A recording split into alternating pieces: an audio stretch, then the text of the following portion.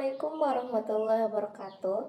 Perkenalkan, nama saya Dira Ferawati Aulia dengan NIM 230104066, mahasiswi dari UIN Mataram, Fakultas Tarbiyah dan Keguruan, Prodi IPA Biologi.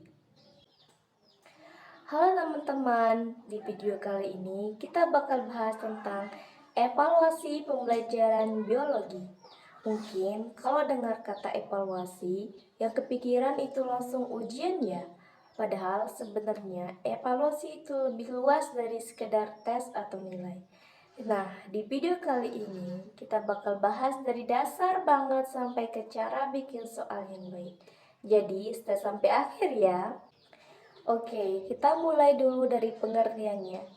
Jadi, evaluasi pembelajaran itu sebenarnya adalah proses untuk melihat dan menilai sejauh mana tujuan pembelajaran itu tercapai. Dalam biologi, evaluasi itu nggak cuma soal nilai akhir, tapi juga melihat bagaimana siswa memahami materi, bagaimana cara berpikirnya, bahkan sikapnya terhadap lingkungan. Jadi nggak cuma pintar atau enggak, tapi lebih ke berkembang atau enggak. Ini penting banget. Yang pertama, jelas untuk mengetahui hasil belajar siswa. Yang kedua, sebagai bahan perbaikan buat guru.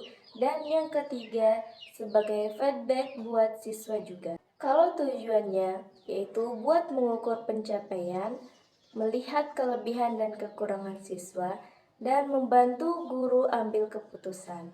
Jadi sebenarnya evaluasi itu bukan buat menjatuhkan, tapi buat memperbaiki. Sekarang kita masuk ke ruang lingkupnya.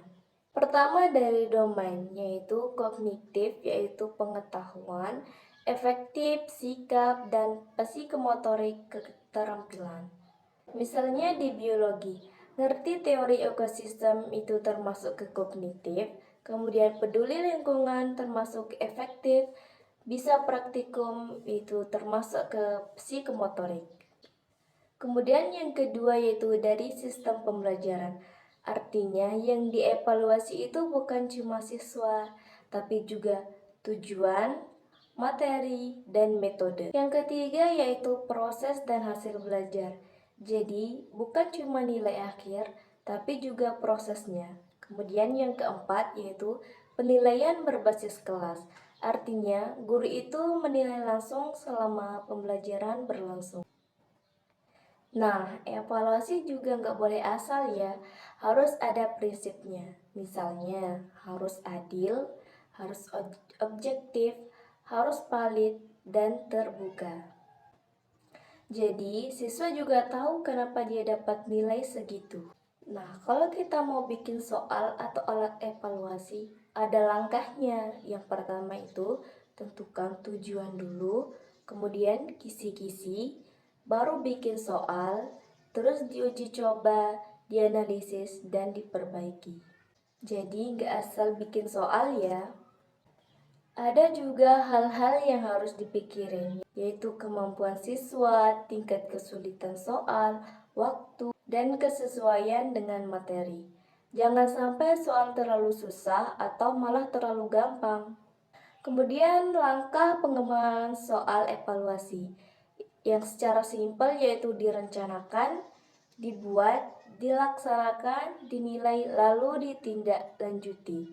Biasanya hasil evaluasi ini dipakai buat memperbaiki pembelajaran berikutnya.